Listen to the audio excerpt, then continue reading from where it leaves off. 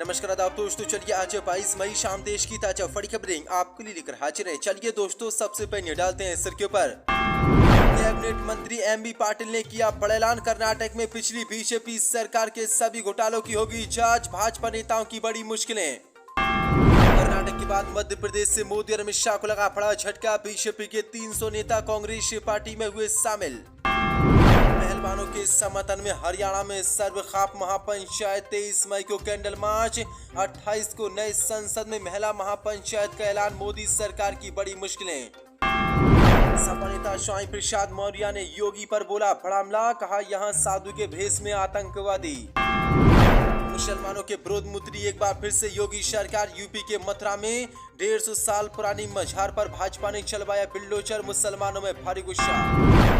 संसद भवन के उद्घाटन को लेकर राहुल गांधी का बड़ा बयान, कहा पीएम मोदी को नहीं राष्ट्रपति को करना चाहिए संसद भवन का उद्घाटन।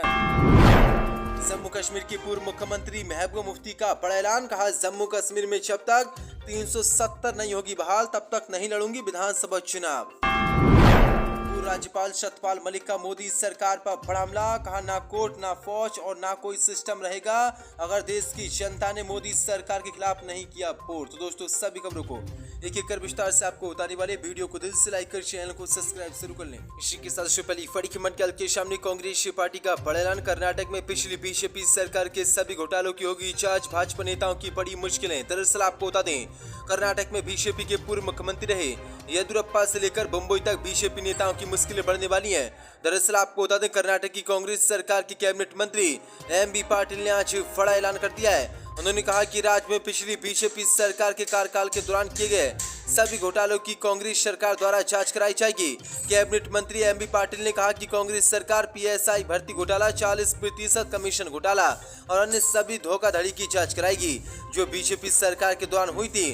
उन्होंने कहा कि बिटकॉइन घोटाला सहित अन्य सभी विभागों में हुई हेराफेरी का पर्दाफाश किया जाएगा।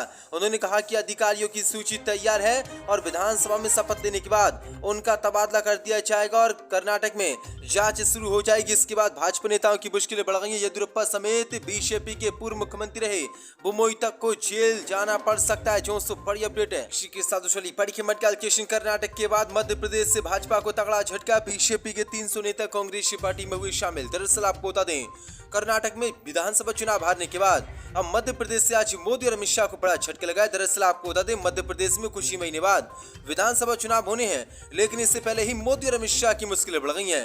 दरअसल आपको बता दें, मध्य प्रदेश में कांग्रेस पार्टी ने बीजेपी में बड़ी शेदमारी की है।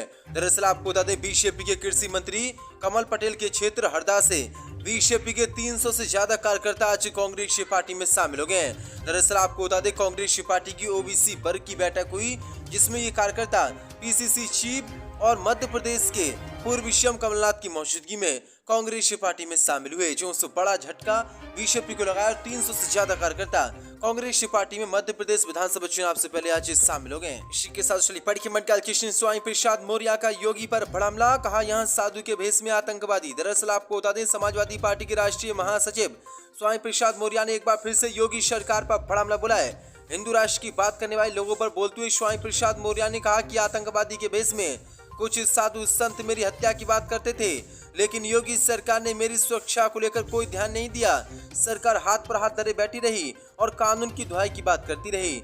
स्वामी प्रसाद मौर्य ने कहा कि बीजेपी के नेता बयान देते हैं, फिर कह रहे हैं कि देश में हिंदुओं की संख्या घट रही है, जबकि मुस्लिमों की संख्या बड़ी तादाद में बढ़ रही है। उन्होंने कहा कि मैं पूछना चाहता हूं कि आखिर किस बात के हिंदू हैं हम लोग तो नीच हैं, आपकी गुलामी करने के लिए हैं, क्या इसलिए आपको हिंदुओं की चिंता सता रही है? स्वामी प्रसाद मौर्य ने कहा कि जो लोग आज हिंदुओं के अधिकारों की बात करते हैं, मैं उनसे पूछना चाहता हूं कि आपने हिंदुओं के लिए क्या किया है? आपने उनको पढ़ने लिखने से वंचित कर दिया, महिला भी पढ़ लिख नहीं पाई और आप हिंदू मुस्लिम की दुहाई देते हो। और ये जो साधु संत हैं, ये भेष में आतंकवादी हैं, जो उससे बड़ी अपडेट है। इसी के साथ बड़ी खबर किशन पहलवानों के समर्थन में किसानों की महापंचायत, 23 मई को कैंडल मार्च, 28 को नए संसद में महिला पंचायत का ऐलान, मोदी सरकार की बड़ी मुश्किलें। दरअसल आपको बता दें, यौन उत्पीड़न के आरोपी भारतीय कुश्ती महासंघ के प्रमुख और बीजेपी सांसद ब्रजभूषण शरण सिंह की गिरफ्तारी की मांग को लेकर दिल्ली के जंतर पर धरना दे रही महिला पहलवानों के समर्थन में रविवार को हरियाणा के महम शहर में सर्वखाप पंचायत का आयोजन हुआ, जिसमें हरियाणा के अलावा उत्तर प्रदेश, राजस्थान की कृषि प्रतिनिधियों के साथ खापों ने हिस्सा लिया। इस महापंचायत ने 23 मई को इंडिया गेट से कैंडल मार्च निकालने और 28 मई को संसद के नव निर्मित भवन में महिला महापंचायत आयोजित करने का फैसला किया गया है, जिसके बाद मोदी सरकार की मुश्किल बढ़ गई है। सर्वखाप पंचायतों ने कहा कि पहलवानों के साथ एकजुटता दिखाने के लिए देश भर में महिलाएं उस दिन नई दिल्ली पहुंचेंगी। सर्वखाप पंचायत में भारतीय कुश्ती संघ के अध्यक्ष का नार्को टेस्ट कराने की भी मांग की गई है, जो बड़ी अपडेट है, जिसके बाद अब मोदी सरकार की मुश्किलें बढ़ गई। किसानों की तरह पहलवानों का प्रदर्शन भी अब तेज होता जा रहा है। इसी के साथ पढ़ी मंडल के मुसलमानों के विरोध में उतरी योगी सरकार। यूपी के मथुरा में तोड़ी गई 150 साल पुरानी मजार। दरअसल आपको बता दें, उत्तर प्रदेश की योगी सरकार एक बार फिर से मुसलमानों के विरोध में उतरी। दरअसल आपको बता दें, उत्तर प्रदेश के मथुरा वृंदावन के मध्य सड़क चौड़ीकरण में बाधा उत्पन्न कर रही करीब 150 साल पुरानी अंधा बाबा मजार को सोमवार को जिला प्रशासन ने भारी फोर्स की मौजूदगी में बिल्लो जलाकर तोड़ दिया है, जिसके बाद मुसलमानों वहां पर भारी गुस्सा है। मुसलमान लगातार यहां पर विरोध कर रहे हैं। मजार को हटाने के लिए करीब 6 महीने पहले जिला प्रशासन ने मुस्लिम समाज के लोगों से अपील की थी, लेकिन जिद पर अड़े मुस्लिम समाज के लोगों ने इसे वैध करार देते हुए इसे हटाने से इनकार कर दिया था। लेकिन बड़ी अपडेट निकल के सामने, सड़क चौड़ीकरण के कार्य को पूरा करने के उद्देश्य से जिला प्रशासन ने सोमवार की सुबह कड़ी सुरक्षा के बीच मजार को पूरी तरह बिल्लो चलाकर ध्वस्त कर दिया। उपद्रव की आशंका से क्षेत्र में भारी पुलिस बल को तैनात कर दिया गया। दरअसल आपको बता दें, विदित हो मथुरा के मस्तानी से लेकर पागल बाबा मंदिर तिराहा तक लोक निर्माण विभाग द्वारा सड़क को 4 लेन का काम तेजी से चल रहा है। मसानी से लेकर पागल बाबा तिराहा तक सड़क चौड़ीकरण का कार्य पूरा हो चुका है, लेकिन अंधा पुलिस चौकी के समीप करीब 150 साल पुरानी अंधा बाबा मजार सड़क चौड़ीकरण में बाधा बन रही थी। लेकिन बड़ी अपडेट निकल के सामने, जिला प्रशासन ने मुसलमानों से अपील की थी कि इसको हटाया जाए, आप खुद हटा लो, लेकिन मुसलमानों ने साफ मना कर दिया था, क्योंकि 150 साल पुरानी ये दरगाह थी।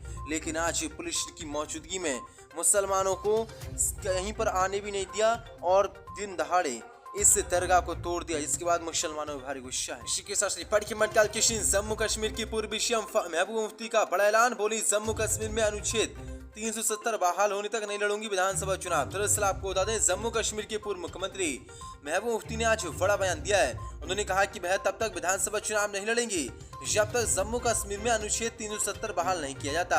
हालांकि उनकी पार्टी पीडीपी चुनाव लड़ेगी। महबूबा मुफ्ती ने प्रेस कॉन्फ्रेंस में कहा कि कर्नाटक ने पूरे देश को उम्मीद की किरण दिखाई है।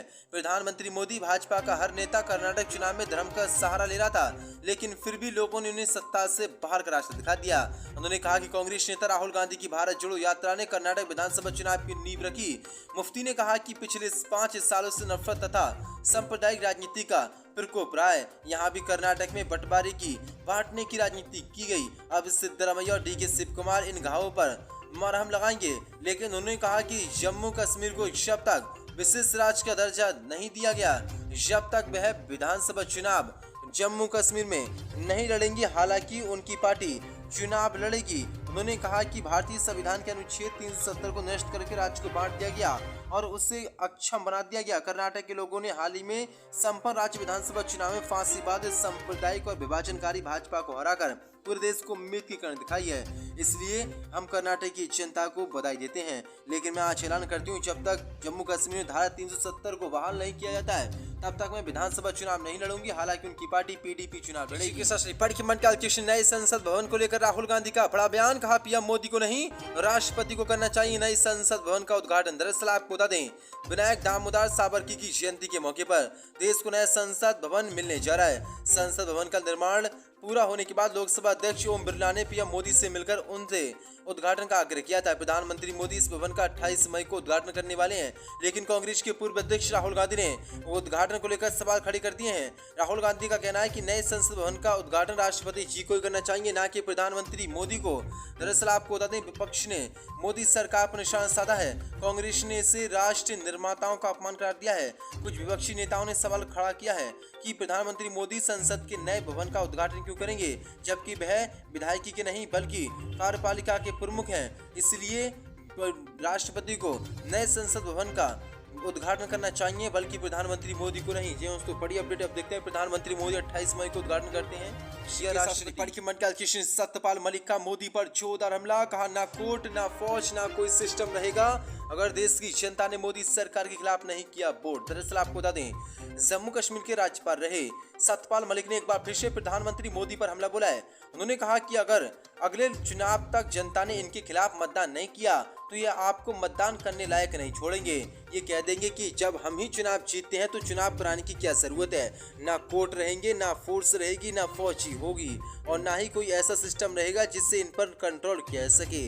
सत्यपाल मलिक ने कहा कि ये लोग मुझे गद्दार कहना चाहते हैं, मगर मैंने ईमानदारी से काम किया है। जम्मू कश्मीर में मुझे 300 करोड़ रुपए का ऑफर मिला था, जिसे ठुकरा दिया। अब मुझे फंसा रहे हैं, इसलिए मेरे नीचे जो अधिकारी थे उनके खिलाफ ईडी सीबीआई लगा दी गई है। इसका मकसद है कि खिलाफ षड्यंत्र रचकर मुझे जेल में डालने की बीजेपी कोशिश कर रही है।